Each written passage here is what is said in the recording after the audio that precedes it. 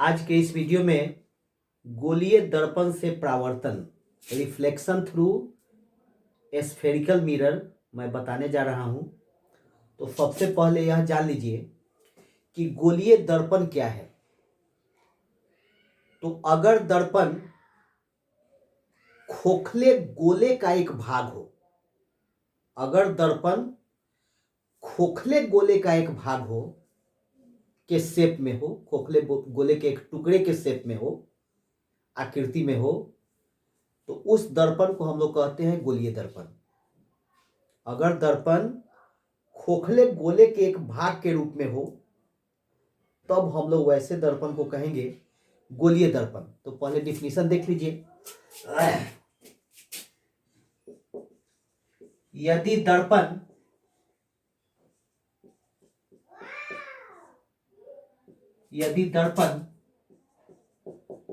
खोखले गोले का एक भाग हो तब उसे गोलीय दर्पण कहते हैं। गोलीय दर्पण कहते हैं। If the mirror is a portion of spherical hollow sphere, then the mirror is called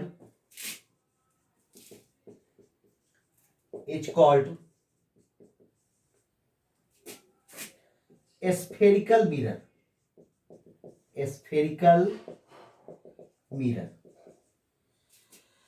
यह दो प्रकार का होता है। अगर क्या बताए, अभी बताए, अगर दर्पण जो है खोखले गोले का एक छोटा सा भाग हो तो उसको कहेंगे हम लोग स्फेरिकल मिरर, गोलीय दर्पण। गोलीय दर्पण दो प्रकार के होते हैं। एक होता है अवतल दर्पण, कॉनकेव मिरर, और दूसरा होता है उत्तल दर्पण, कॉन्वेक्स मिरर। जैसे मान लीजिए यह गोले का एक भाग है, अगर ऊपर कलई किया रहेगा, इस साइड में कलई किए हुए हैं, तो दर्पण वाला भाग धंसा हुआ है, ऐसे धंसा हुआ है, इसको कहेंगे हम लोग अवतल दर्पण। और अगर इधर कलई करेंगे तो दर्पण वाला भाग उठा हुआ रहेगा, यह सतह दर्पण की तरह काम करेगा, इसको कहेंगे हम लोग उत्तल दर्पण। फिर से सुनिए, अगर कलई अंदर करेंगे, धसे हुए भाग पर कलई किया जाएगा, तो उठा हुआ भाग दर्पण के जैसा व्यवहार करेगा, जिसको कहेंगे उत्तल दर्पण। और अगर उठे हुए भाग पर कलई करेंगे तो धसा हुआ भाग दर्पण की तरह काम करेगा, इसको हम लोग कहेंगे कॉनकेव मिरर, अवतल दर्पण। ये हो गया कॉन्वेक्स मिरर, उत्तल दर्पण। ये हो गया कॉनकेव मिरर, अवतल दर्पण। अगर ये सतह दर्पण की तरह व्यवहार कर रहा है तो ये हो गया अवतल दर्पण। अगर ये सतह दर्पण की तरह व्यवहार कर रहा है तो ये हो गया उत्तल दर्पण। ठीक है। दर्पण दो प्रकार के होते हैं। दर्पण के प्रकार, गोलीय दर्पण के प्रकार, गोलीय दर्पण के प्रकार, गोलीय दर्पण के प्रकार, types of spherical mirror,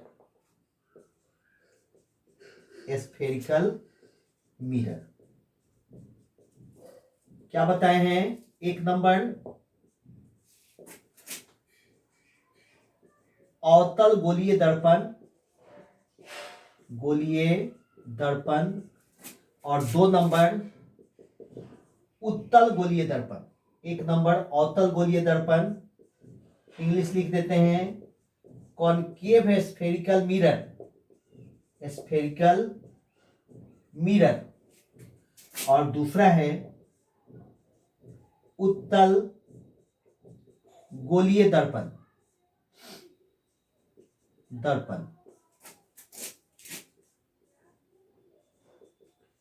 convex spherical mirror. ठीक है, पहले इसको पॉज करके नोट कर लीजिए जिनको नोट करना है।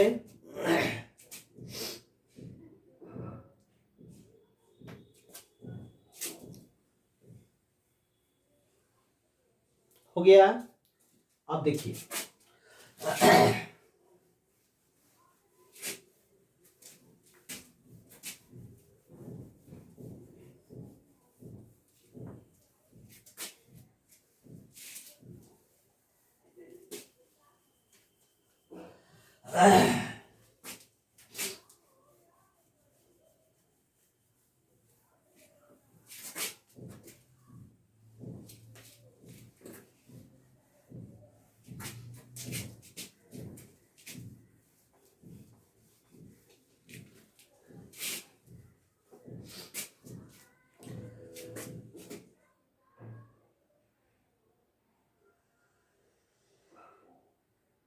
ये दर्पण इस गोले का एक भाग है।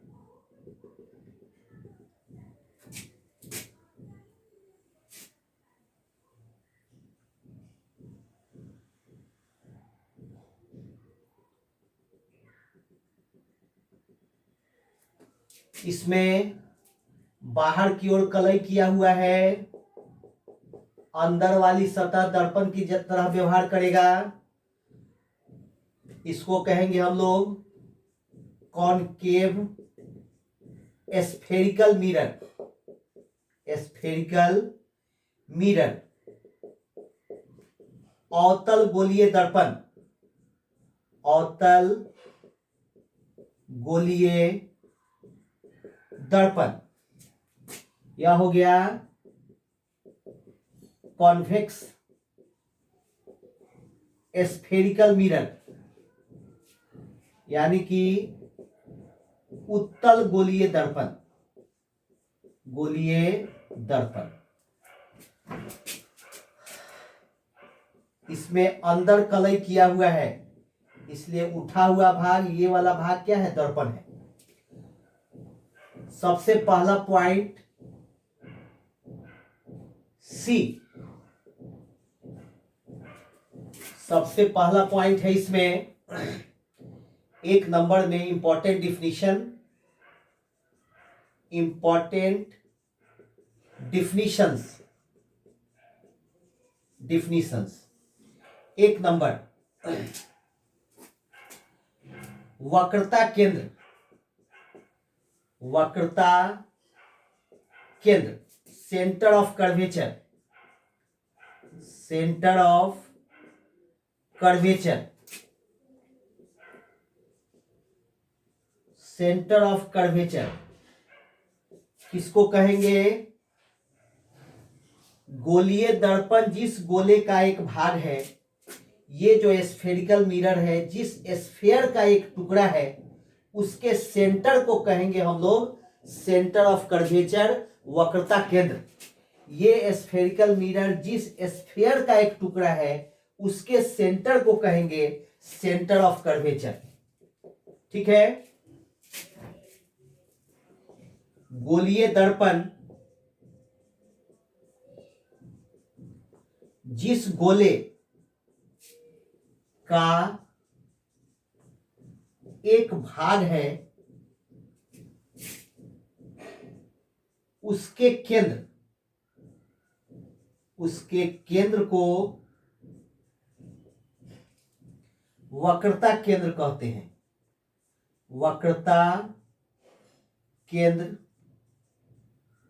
कहते हैं। यहां इंग्लिश लिख दे रहे हैं। The centre of sphere whose spherical mirror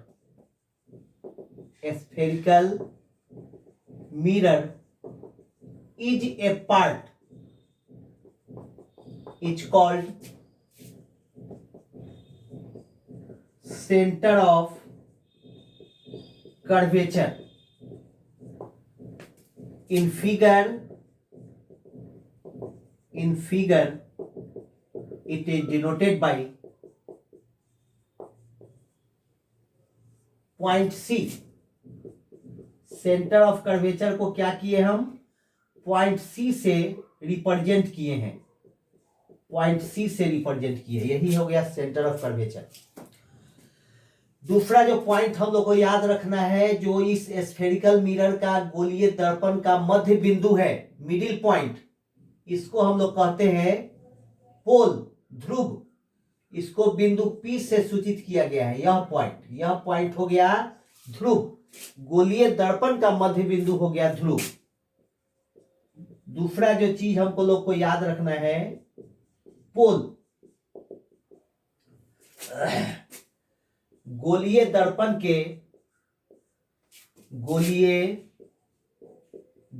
के मध्य बिंदु को ध्रुव कहते हैं, ध्रुव कहते हैं। चित्र में इसे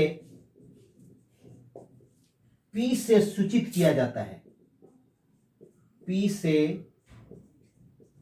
सूचित किया गया है।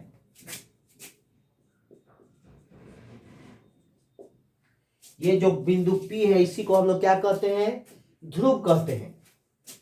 The centre of the middle point of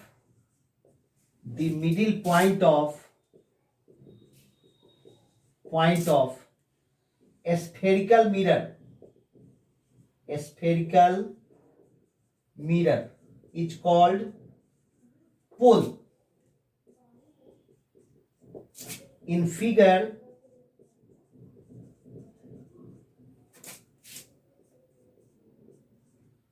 pole is denoted by P. यह हो गया पोल। ठीक है, पॉज करके नोट कर लीजिए पहले इसको।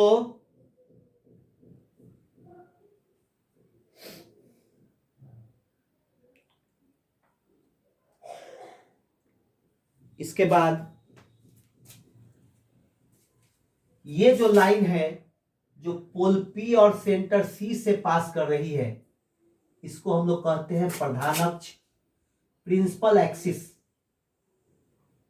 जो स्ट्रेट लाइन, सरल रेखा पोल P और केंद्र C से होके पास कर रही है, इसको हम लोग क्या कहते हैं, प्रधान अक्ष कहते हैं, प्रधान अक्ष।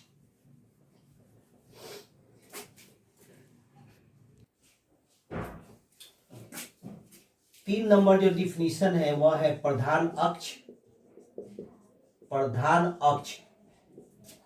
Principal axis.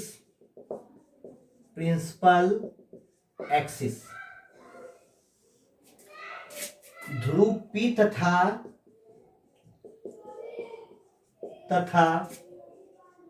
वक्रता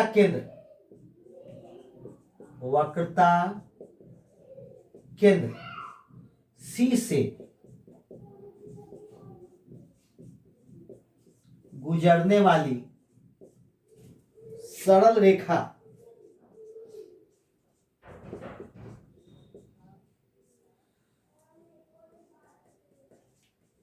गोलीय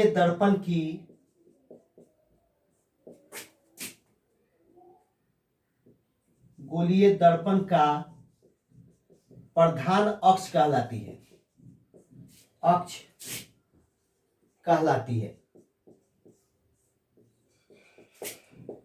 The straight line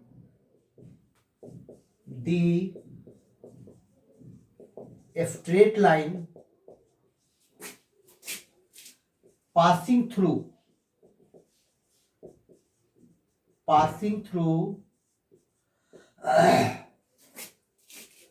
the pole P and center of curvature C,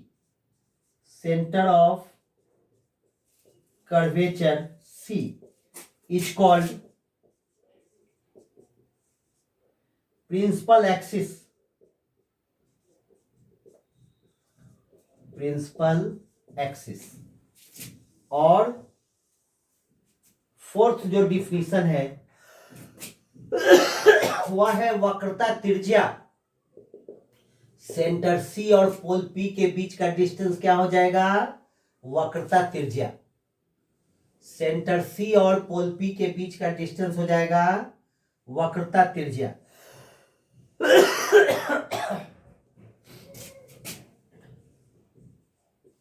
वक्रता त्रिज्या, रेडियस ऑफ कर्वेचर।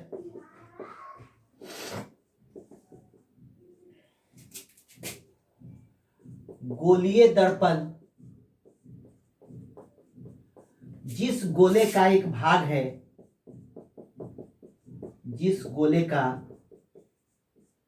एक भाग है, उसकी त्रिज्या, उसकी त्रिज्या वक्रता त्रिज्या कहलाती है,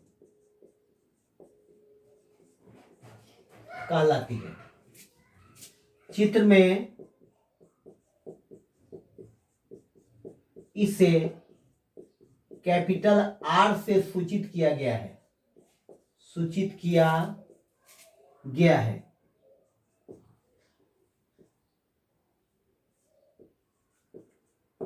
चित्र में इसे कैपिटल आर से सूचित किया गया है। The radius of the sphere whose spherical mirror is a part is called radius of curvature. In figure it is denoted by R. It is denoted by R. यही हो गया रेडियस ऑफ कर्वेचर। ये figure में R जो हो गया radius of curvature हो गया। एक बार फिर से सुन लीजिए। स्फेरिकल मिरर जिस स्फीयर का एक पार्ट है, पोर्शन है, उस स्फीयर के सेंटर को कहेंगे सेंटर ऑफ कर्वेचर, यानी कि वक्रता केंद्र। गोलीय दर्पण जिस गोले का एक भाग है उसके केंद्र को कहेंगे वक्रता केंद्र। फिर गोलीय दर्पण के स्फेरिकल मिरर के मध्य बिंदु को कहेंगे ध्रुव। और पोल और सेंटर ऑफ कर्वेचर सी से जो लाइन पास कर रहा है इसको कहेंगे हम लोग प्रधान अक्ष, principal axis. The line straight line passing through pole and centre of curvature is called principal axis.